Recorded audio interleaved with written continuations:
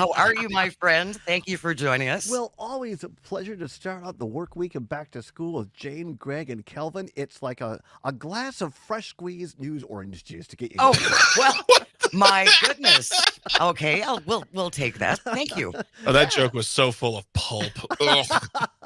I feel like I'm medicated this morning, but I'm not. I think I got a lot of sleep over the weekend. I feel good this morning. Maybe this is I'm a very light sensitive person, so Oh, maybe are it's the you? bright sunshine. I'm not sure what it is. I'm in a great mood today. Well, that's good. And it really is a lovely day considering it's November 13th, folks. It's going to be almost 60 degrees, at least in Waukesha today. So go for a walk around lunchtime or at least open up some windows. Wait, it's Monday the 13th? It's Monday the 13th. Yes, Monday the 13th. Ooh. Saturday, of course, was officially Veterans Day. And I think this is worth addressing. And we really don't talk about the former president very often. But I think as we get closer to next year's election, we need to address what he is saying. And on Veterans Day, this was among the statements he left on his Truth Social platform. We pledge to you that we will root out the communists, Marxists, fascists, and all the radical left thugs that live like vermin within the confines of our country that lie and steal and cheat on elections. And it was his use of the word vermin that has really resonated with a lot of journalists who are bringing up historical comparisons to other times in history when that term has been used. And it's not good. Not good at all, as you say back in Richland Center. Yeah, I mean, referring basically to Hitler and other fascists and that sort of thing. The next sentence, Jane, I found equally disturbing. He says, "And will do anything possible, whether legally or illegally." Speaking of the quote unquote opposition, so meaning that we're not even going to stand for legal, opposition. You know what? It doesn't matter whether they're doing things legally or illegally. Or not. Right. We're just going to do it. Well, and it was interesting. So a spokesperson for Donald Trump, Stephen Chung, was asked about this, and this was his response. Those who try to make this ridiculous assertion are clearly snowflakes grasping for anything because they are suffering from Trump derangement syndrome, and their entire existence will be crushed when President Trump returns to the White House. That should concern everyone. Can I take a minute and put this into context a little bit? Because I had the chance over the weekend, as I said, to kind of catch up on some stuff. Trevor Noah, longtime host of The Daily Show, comedian. Actually, he's in Chicago this week. Right. And a great guy, I think. He has a new podcast called What Now? And we're going to talk about this more on our show later on this afternoon. But he put something out on Instagram this weekend or last week, which I thought was fantastic. And he talked about the need to have conversations and that just having conversations cannot be the dangerous part. If we're afraid to have a conversation, that in and of itself is dangerous.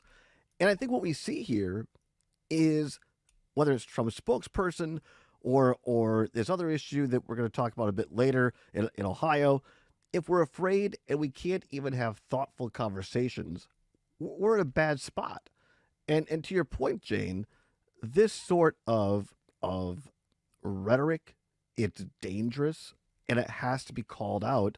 And it can't just be, oh, all Republicans are terrible. It's like, no, this is a specific instance where the leading person that's leading the Republican nomination ticket is taking things from Mein Kampf and Hitler, and this just has to be called out for what it is. I absolutely agree with you, which is why we wanted to kick off with this topic. Words matter. We've talked about this before. Mhm. Words matter. Yeah. The words that you choose, words are powerful. The pen is mightier than the sword. That's where that phrase comes from. And I think it's important for people to recognize also that when he sends out these messages, it's never unifying. It's always, to my supporters great, and then the haters and losers. Mm-hmm. The haters and losers are all the people who do not support me, and I'm assuming the haters and losers and his non-supporters also deserve to have our existence crushed. Mm-hmm. right? Is that it? I think that's a fair assumption. I think it's a total a fair assumption.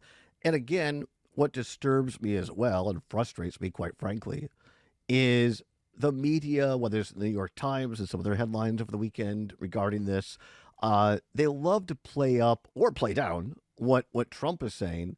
You saw very little coverage on Saturday of President Biden's speech, which was fantastic. He was at Arlington National Cemetery. He stood there and talked in unifying terms, never brought up a partisan attack whatsoever, and spoke about his son, Bo, being a veteran and going there. And his dad looked at him and he said, "Why? Why are you doing this?" And Bo said, "Because it's my duty." And how many people, both Republicans and Democrats, have raised their right hand and sworn to a duty? That is a unifying theme. It transcends partisan politics. That's the kind of leader that I want moving forward. Well, you have to acknowledge that whether or not everyone supported you or not, you are still responsible for leading everyone in the country. 100%. Right? You can't just parse out justice to your supporters and then destroy the existence of all the rest who are the haters and losers. This hasn't changed from when he first started running. He's always been very, very divisive. And I guess there are still a lot of people who embrace that rhetoric. Well, I think go on, Todd. No, I was gonna say, you can say what you want about Biden. There's a lot to be said about that. But I feel like if you go through the annals of just his speeches from his presidency, you're never going to find a single speech that, even in times of strife, is divisive, that is incendiary, that has hard rhetoric. Now, on the other side of that coin, I don't know if there's a single world event that happened from the moment he announced his candidacy and to the moment, or I'll just, from this past Saturday, where he's taken a solemn event and said, now's the time to come together. Even if he's talking through his smile and lying through his teeth, it's always been, today we recognize the horrific tragedy of 9/11. If you are a hater, we will crush you. Everything has always got to be about him puffing his chest up the most as possible, because he sees that as, I'm the big leader. I am the guy who's in charge, and you will all fall to me. And that just it's never worked to do anything but pump up his base, which is shrinking as with every day. I mean, I'll never understand, because this is the work of a therapist. I'll never understand why, in no way, whether it be from his children, his grandchildren, or anyone he considers a friend, has he ever taken the advice of just take a step back. Not like change your views, change your politics, but just, how about this tweet just be like, hey, happy Mother's Day. And just leave it at that. Yeah, instead of happy Mother's Day, and I mean all the women, just the women, biologically women. It just, I don't know. It would be funny if it wasn't just so embarrassing and terrible. As a former Republican for 30 years who left the party in 2011, I would simply say to people, friends, or whoever around the state who is listening, who still considers them a Republican, think what John McCain said on Veterans Day.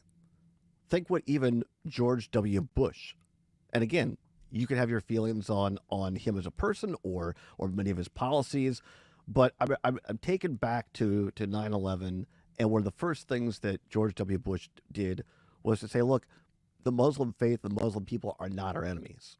Yeah. And he tried to bring people together. Right. He did not try to divide people.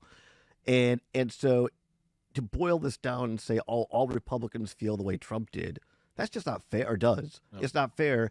And I would ask yourself, as a Republican voter, does this rhetoric on one of the most sacred days, probably only behind Memorial Day in our country, does this align with your feelings? Does this align with things that John McCain and George Bush and George Herbert Walker Bush and Ronald Reagan and Dwight Eisenhower said? And I would say absolutely, emphatically, no. And let's remember what Donald Trump said about John McCain. Yes. Who was a war veteran, a hero, and a prisoner of war. Donald Trump said he was a hero because he was captured, He goes, I like and my, he likes people who weren't captured. yeah. And went on. It was went on to- shocking. with John Kelly, and called at Arlington Cemetery and called dead veterans, quote, suckers and losers, unquote. Didn't he also ask John Kelly, because Kelly's son died Yes. in service? Yes. Didn't he also ask him what did he get out of this? What did he Yeah. get out of serving? Yeah. What was the point? Yeah. What was the point? I guess, to take what Todd just said about Republicans and does it align, I would, and I mean this wholeheartedly, talk to us about it. Like, make it make sense. Mhm. Tell us why what you believe lines up with the former president. If you believe that vets are heroes, that, You're listening. Stay with us. You're listening to As Goes Wisconsin, and we're on the Civic Media Radio Network. Good Monday morning. Welcome to As Goes Wisconsin. Jane Matner in for Kristen Bry. Calvin is on the board. Greg Bach with me in studio. Todd Allbaugh joining us on StreamYard. If you want to watch us on stream, you can do it on Facebook, YouTube, and on Twitter. And you can always check in as well at 844-967-2789, 844-96-PARTY. We are going to switch gears a little bit, Todd, for the remainder of our time with you. So, big election last week. Can I just, before we do this, I just Yeah. want to say very briefly, I was listening before As Goes started, and after being now in Civic Media for now a year, perhaps the greatest 5 minutes I've heard was Earl Ingram giving Thanksgiving turkey cooking tips on the show just before As Goes Wisconsin started. It was fantastic. And if you didn't hear it, go back and listen to the podcast. I just want to give a shout out to Earl Ingram. It was fantastic. But go ahead. What was the big takeaway you took from that? Well, that you should buy a fresh turkey. That you apparently, if you cook it or you feel the turkey and use your thumb and put an imprint on the turkey breast, if it bounces back, it's fresh. If it doesn't, it's frozen. I did not know this. It was fascinating. That was an amazing collection of words you just said there, I know. Todd. Well, I had to be very careful, but that's exactly what it was. And also, if you're going to get fresh turkey, try to get local fresh. Yes, absolutely. I'm sorry, I didn't mean to derail it. It was stunning to me, and I literally said out loud, "This is fantastic," as I listened to it. Well, if you see that's going to be a promo. On to more serious things. If you see a guy wandering around a grocery store in Madison doing things to turkeys, you'll know who it is. I just gotta find myself a freshie. I gotta put my thumb on it. All right, moving on. Yes. Last week in Ohio, they presented to voters enshrining a constitutional right to abortion in their state constitution, but handily. I mean, I believe it was something like 56 or 57%. So this will establish in the Constitution of the state of Ohio an individual right to one's own reproductive medical treatment, including but not limited to abortion, and also create legal protections for any person or entity that assists a person with receiving reproductive medical treatment. Well, a couple days later, 4 Ohio Republican state lawmakers now want to strip judges of their power to interpret that amendment after voters opted overwhelmingly voted in favor of this. So again, we get results we don't like. We just go around. We find a way to go around it because we're gonna get our way anyway. The people have spoken, and the Republicans have said, "Hold my beer." I think there's two sides. There's a slightly humorous side, and then there's a very serious side. And the slightly humorous side is, remember Schoolhouse Rock on Saturday mornings? I'm just a Bill sitting here on Capitol. You can learn a lot from Schoolhouse Rock, right? Yes. It boils down to simple Schoolhouse Rock. Ladies and gentlemen, it's called separation of powers. There are 3 branches of government: an executive, meaning the president, a judicial, which is the Supreme Court, and a legislative, which is Congress at the U.S. level, state legislatures at the state level. What these folks are, they're living a fantasy world in Ohio, these Republicans, because what they're doing, not even essentially, what they're saying is, to your point, Jane, the people spoke, and we are going to use the legislative branch to usurp the power of the judicial branch. And that simply can't happen I'm no Matt Flynn attorney here, but this is going to go to the Supreme Court if they push this, which I don't know that they will really. And I can't imagine even this Supreme Court upholding something like that.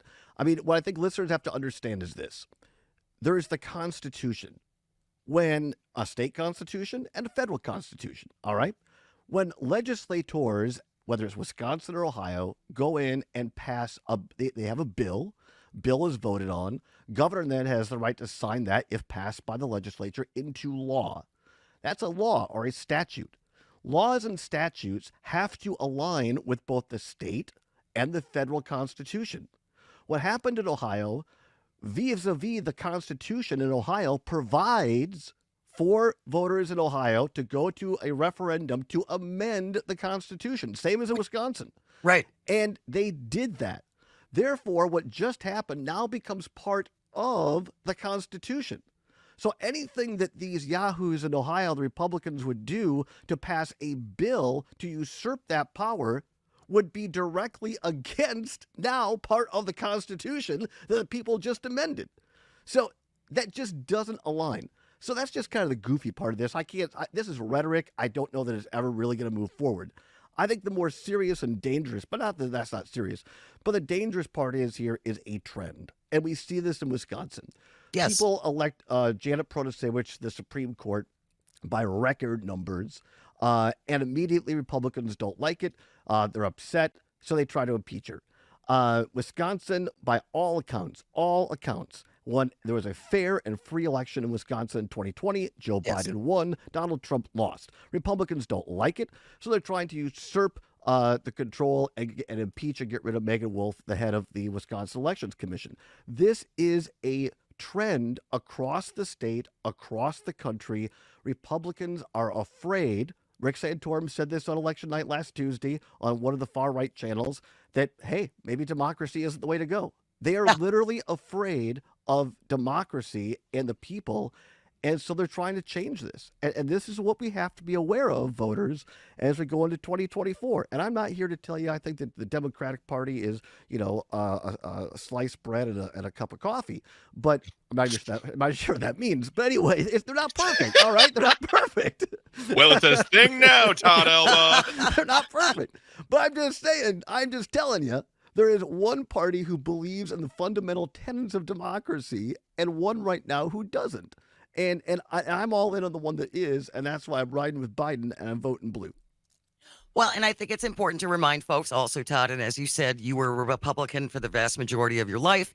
Why did you leave the Republican Party? It was all over voting rights. The quick version is I was witness to a closed caucus meeting of state senators who they said it was voter ID, quote unquote. And then one of the senators who chaired the election committee said, hey, we got to think about what this would mean to places like Milwaukee and the college campuses, unquote, which meant that if we pass this, it will make it harder for black and brown people in big cities to vote, and it will make it harder for young college voters to vote, which traditionally vote Democratic. I was on the inside, folks. I'm here to tell you. They're not completely stupid. They understand that their ideas no longer connect to 50% plus one of the electorate by and large. So therefore, they have to use both legal and illegal methods to try to game the system to keep their power.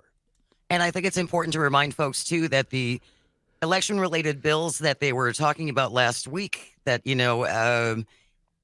this is not about getting more people to vote. No. This is not about protecting our elections. This is about making it more difficult for the wrong people to vote. 22nd example, Scott Walker, when he was governor, they built a brand new Department of Transportation building in Madison. They shut down all the places where you can get your voter, your driver's license, and they moved it to the far, far west side off the bus lines out in Middleton, which made it more difficult for people to get IDs, make it more difficult for people to vote. Todd Allbaugh, always such a pleasure. Thank you so very much for joining us. Pleasure's We will mine. talk to you next. We'll talk to you next Monday. Stay with us. When we come back, we're going to recombobulate with Dan Shafer. This is As Goes Wisconsin. You're listening on the Civic Media Radio Network. Good morning. Welcome to As Goes Wisconsin, 10:34 on this Monday, November 13th. Jane Matnair in for Kristen Bry. Greg Bach with me in studio. Calvin's on the board. And joining us, the founder of the Recombobulation Area and winner of many, many, many, many Milwaukee Press Club awards, Dan Shafer. Good morning, Dan. How's it going? Good morning, everybody. I'm doing well. How are you? Good, good, good. Good to see you. It's a beautiful day. Nice, considering it's November. It's a beautiful day, so get outside and enjoy it if you can. I subscribe, of course, to the wonderful Recombobulation Area, as everyone should. Thank you, I Dan. do. You bet. And I saw your mailbag Yeah. where you open it up and you invite readers to send in their questions, and then you attempt to answer them. And I thought this week's mailbag was really great, and I wanted to start out with one of the letters in your mailbag. Here's how this one goes. I understand the what about the WoW counties being as deep red as they have historically been, but I've never really gotten the why, particularly as it relates to Waukesha. Seems to me Waukesha should at least be a swing county, manufacturing, a union presence. I've never really been able to wrap my mind around why it is historically deep red. For that matter, if it was upper middle class suburbanites responsible for that, then why the suburban shift has happened slower in Waukesha than around the country. We get I some found good that, questions at the recombobulation area. yeah, yeah, you really do. So what is your response to that? Well, so for those who don't know, I am from Waukesha County. So I grew up in a very conservative part of Waukesha County. I was raised in Pewaukee schools, Brookfield churches, and a whole lot of baseball fields all over Waukesha County. Wow. So I do have some insight into Waukesha County politics and to why it is as red as it is. And I think Greg had something to say here. What Greg had some reaction while I was saying that. Well, I'm from Waukesha as well. Oh, okay. I'm from the city, but I have family in Western Waukesha County. A lot of police in my family, a lot of deep red conservative values in my family and from the area. And when I worked for the Obama campaign in 2008, when we lost Waukesha County by 8 points, we considered it a victory. Oh, that was a win. That was a win, That is a losing win. by single digits. All right, go on, Dan. Well, because I remember, being in high school around Waukesha County, there was a Bush Cheney sign in every yard in Waukesha County, or at least in Pewaukee where I lived, the neighborhood I grew up in. There was basically a Bush Cheney sign in every last yard. I think there was like one Kerry sign in the neighborhood. Things are obviously changing a little bit. When I went back to that old neighborhood last year, it kind of blew my mind to see some Tony Evers signs and even some Mandela Barnes signs in my old neighborhood. I'm still kind of processing that one. But I think there are a couple things that explain, the polarization and the why it is so deep red, because we've seen this the trend over the past, much of the past decade has seen many suburban communities continue to shift to the left, and that has been kind of like exacerbated and amplified in the Trump era. That we're kind of experiencing this point of realignment where you have, some more of the educated suburban voters who are tending to vote Democrat, and getting some more rural and working class voters voting more Republican. That varies from election to election here in Wisconsin, where we have a bit real independent streak. But I think in Waukesha County, it primarily comes down to two things. And one is the religious conservatives that I think enjoy a tremendously significant presence in Waukesha County. And I think overall, the regional anti-city polarization that has been fueled in large part by some conservative talk radio shows that have been popular in the region for many of the past, 30 years, Huh. that have really amplified it and kind of fostered those divisions over the years. And I think, as we're seeing that change, but I think that is part of the reason why that shift that much of the country was seeing before it started happening in the WoW counties and in the Milwaukee metro area. I think it just took a little bit longer to shake loose because there were, I think in 2014, there was a big Journal Sentinel feature on how the Milwaukee metro area was the most politically polarized metro area in the country. Wow. And I think it is because of that, because it was so deep, deep red in the suburbs and so deep, deep blue in the city, that it kind of took a little bit longer for that polarization to shake loose and that shift to start to happen. But it is certainly happening in a big way over the last few election cycles in Wisconsin.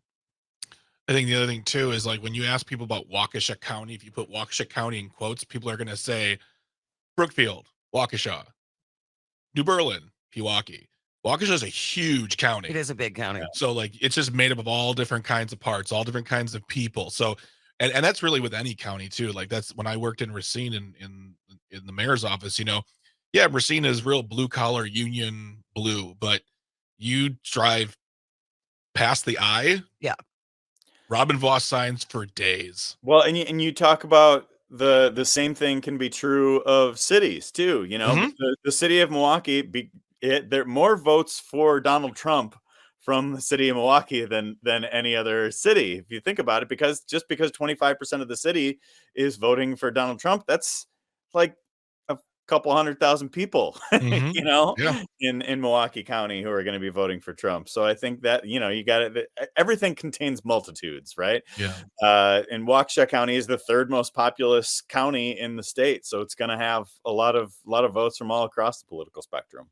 If you're just joining us, you're listening to As Goes Wisconsin. Dan Shafer is our guest from the Recombobulation Area, and we're talking about several letters that were in the recent mailbag over at the Recombob area. Here's one. Ooh. New nickname. I think this is a really great question, Dan. As a former Milwaukeean who watches with interest from a distance, I have to ask you, what is there to be optimistic about right now in Wisconsin at large and also in Milwaukee? Yeah, I think this is actually a really interesting time for Milwaukee and Wisconsin, and an interesting time to be optimistic about what's going on here. I think the headlines that we so often see coming out of Wisconsin are so negative and are so, fraught with polarization and fraught with, the Republicans running the Wisconsin state legislature so often dictate the news cycle. Robin Voss dictating the news cycle in so many ways. But I think there's a lot of reasons to be optimistic. In Milwaukee, we just had this really big deal to put the city and county's finances on more firm footing looking forward. And I think you're going to start to see, instead of constantly looking for ways to avoid the cliff or avert a worst case scenario, I think you're going to start seeing the city and county turn the dial in the other direction a little bit way, start to make some investments. And I think, recent example of this that I highlighted in my response there was the growing MKE proposal from the Milwaukee Department of City Development, a fascinating plan that could transform the way housing is built in Milwaukee, reform the zoning code. I saw some people, comment on it this week from across the country saying it is one of the most ambitious zoning codes being introduced anywhere in the country. So I think, there's going to be stuff that's just one example, but I think you're going to start to see more of it. And, we just had budgets passed in the city and county in Milwaukee that didn't have a whole lot of opposition. Everybody was kind of pulling the same direction. And instead of, figuring out what's going to be cut this time, they're actually starting to invest in some things. So I think that is making me optimistic about Milwaukee. I think some credit is due to Mayor Cavalier Johnson, County Executive David Crowley, for helping get some of those things done. But I think in Wisconsin too, the death grip of gerrymandering is starting to loosen, whether it's through the court cases that are moving forward or whether it's Republicans acknowledging that their approach to making this the most gerrymandered maps in the country isn't really working for people. And so I think that is another sign that we are going to be able to make some meaningful changes in this state and city in the future.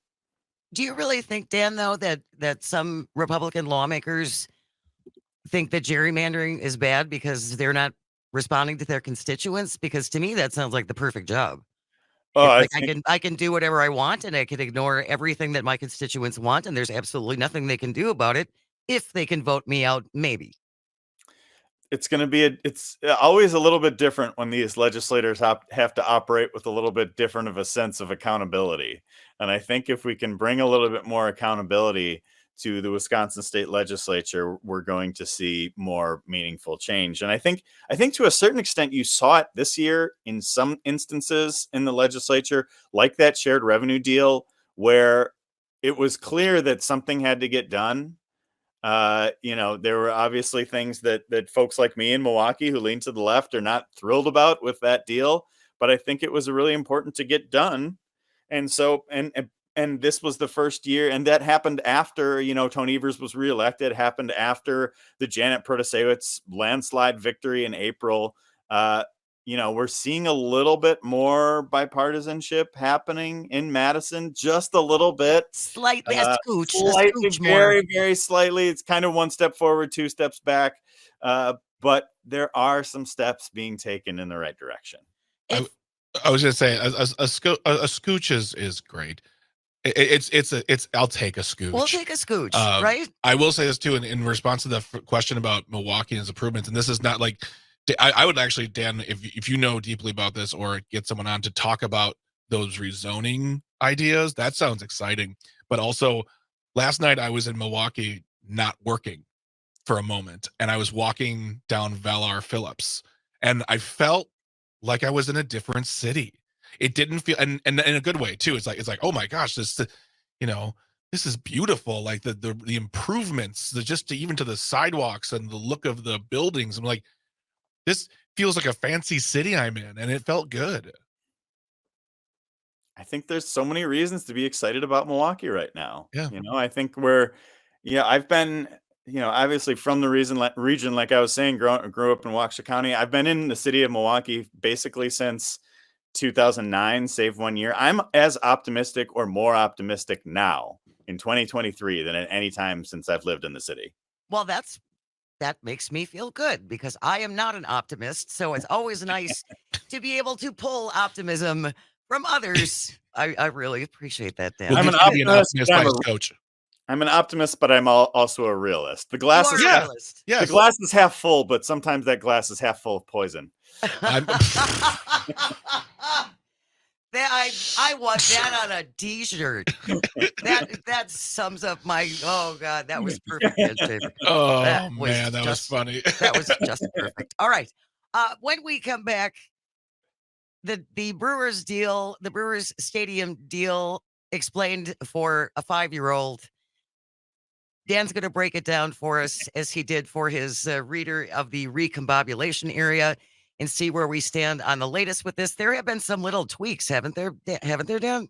There's some amendments. There's some debates. There's a whole lot going on. Big vote tomorrow, though. All right, big vote tomorrow. Stay with us. We will be right back. You're listening to As Goes Wisconsin on the Civic Media Radio Network. Good morning. Welcome to As Goes Wisconsin, 10 minutes before 11 o'clock. Jane Netner in for Kristen Bry, Calvin on the board. Greg Bach with me in studio. Dan Shafer from the Recombobulation Area is here with us as well. 844-967-2789, 844-96-PARTY. If you ever want to call and or text. A couple texts I wanted to get to. Good morning, everybody. This is from Marty. Do you know that the stadium is not in the city of Milwaukee? Why are we being taxed separately for triple taxation? Do we know about the deed restrictions that came with the deal with the VA in 1949? It calls for tickets for veterans at every event, $250 per game. I was not familiar with that. I feel like we brought this up, the veterans thing, a while ago, and it just was sort of like a thing of, it was back then, and then we stopped, because I bet you people stopped asking, and I'm sure if veterans want tickets, they can get them. I would hope so. But yeah, I just, it was also, okay, what I'm about to say is not going to sound like I support the vets. I support the vets. I'm the son of a vet. But that was a long time ago. And if they were going to re-up it, then it would be in there. But my guess is someone just probably forgot to put it in the new handbook. I don't know if that type of thing made the new deal when it became the stadium district. Okay. In the 90s as well. Yeah. And it, to my knowledge, it's right on the border, but the stadium is within the borders of the city of Milwaukee. I thought it was in West Milwaukee. It's a weird border right over there. But if you go if you go south of National Avenue, you're in West Milwaukee. But I think if you go north of National Avenue there, you're still in the city of Milwaukee until you get to the highway. And then there's a very weird borders in that part of town. You heard it here first, folks. Dan Shafer said we have to secure our borders. We are grabbing some questions from the Recombobulation Area's reader mailbag. The last one we're going to cover. Dan, I've read as much as I can about the Brewers Stadium deal, and I am still lost. I hate the phrase, explain it to me like I'm 5, but, well, please explain it to me like I'm 5 and what this might or might not mean to me as a Wisconsin taxpayer, a Dane County resident, and a fan of the Brewers. All right. So do you want me to just read my convoluted Lego analogy right Yes. from the page here? Okay. Sure. So let's say I bought you a Lego set. I'm Okay. explaining Yes. this to He's someone very- who's 5. And you Oh. used that Lego set to build something great, and a lot of people loved it. But after a while, some of the Legos inevitably got lost or broken. So you came back to ask me for more Legos. So you keep putting something together that people would love. But over time, things changed. Lego sets weren't built the same way, everything costs more, and not everyone was sure that buying more Legos to build the same set the same way was the best idea. And maybe your sister needs a new backpack or some cold medicine, and we're not sure if buying new Legos is the right decision right now. Maybe you can use some of the extra pieces for a little while until we find a better way to buy new Legos. Or maybe we should just use some extra money from savings to get the Legos now so nobody freaks out about the possibility of the Legos going away forever. How's that work? You lost me when you started using Lego in the plural incorrectly. Oh, God. He is so obsessed about that. Honestly. No, that was actually a wonderful. No, that's a wonderful. I love that. I love that. So where are we now? Where is the deal now? Because there have been some amendments you mentioned. Some things have changed. Yeah, so it's the vote tomorrow is the big vote. It's the final hurdle. It's the most contentious piece of the vote. So I think there have been some amendments to kind of win over some of the last few holdouts. You know, this is a deal that's supported by Tony Evers, by Robin Voss, by Cavler Johnson, by David Crowley. So the lots of the main principals who are involved with this are on board. Interestingly, it's the type of deal that doesn't cut across traditional political lines. You don't have all Republicans in favor or all Democrats opposed. You have some kind of in between there, which I think it makes it a really fascinating deal. But I think I do expect it to pass tomorrow. You know, I think there's a lot of people who are even opposed to it who want to get to yes. And so maybe there are some final concessions to be made. You know, one of those I think is having some representation for the local governments who are paying into this deal on the stadium district board. It seems like a no-brainer. You know, I know the overall size of the deal could have been reduced if they instituted a ticket tax for all events. They're only doing it for non-Brewers games events, but that's going to reduce the state's contribution to the deal by about $30 million. Doesn't offset the local contribution, of course, which, of course, they're going to kick Milwaukee to try and win over those last few votes. But yeah, I think, you know, the Republicans have 20 plus votes in the state Senate, so they could pass it just with Republican votes. But I think they're going to need some Democrats to vote in favor of this as well. And I think they'll get a handful of Democrats to vote for this. Did the Brewers cough up any more money? Because that's always been my gripe. I still don't think they're putting enough into this deal. I don't. I completely agree with you there. They're putting in something like 20% of the overall price tag of the deal. The Bucks were put in something along the lines of 50% of the price tag of the deal. Much, much, much, much, much different. I don't think the Brewers have totally approached this conversation in the best way. They added more money to the deal, but they added $10 million, which, look, $10 million is a lot of money, of course, but it is like $10 million in a deal that's approaching $700 million. It's not a big percentage increase. No, it's not. That barely covers tip. That's the best you can do to bring it, you know, to get it over the finish line. I guess that's the money that they have freed up available now that they are not paying Craig Counsell to be the manager, right? Okay, all right. Well, then they should have a whole lot more money. They should be able to kick in. Have you met Mark Antanasio? That will, but this will always leave a bad taste in my mouth because I don't think they're picking up their fair share. I really don't. But I know we have to go soon. But just to be fair, this team doesn't have a history of kicking in its fair share. Like the people have gotten rolled over on many times. Many times. Yeah, so it's I there's never a stadium where everyone's like, great. Let's do it. Maybe except for Cowboy Stadium where Jerry Jones was like, I'll pay for it. It's fine. Oh, by the way, Dan, your T-shirt suggestion. What is the phrase now? You're an optimist. The glass half full, but sometimes it's half full of poison. Texter from the 541 wants to know what size T-shirts we want and what colors, because we're going to get those shirts made up. I think that's absolutely hilarious. Okay, there we go. We will see you next week on Tuesday. Dan Shafer, thank you so very much. Have a wonderful day. Stay with us. When we come back, Mark Sommerhauser from the Wisconsin Policy Forum is going to join us. We're going to talk housing. You're listening to As Goes Wisconsin on the Civic Media Radio Network.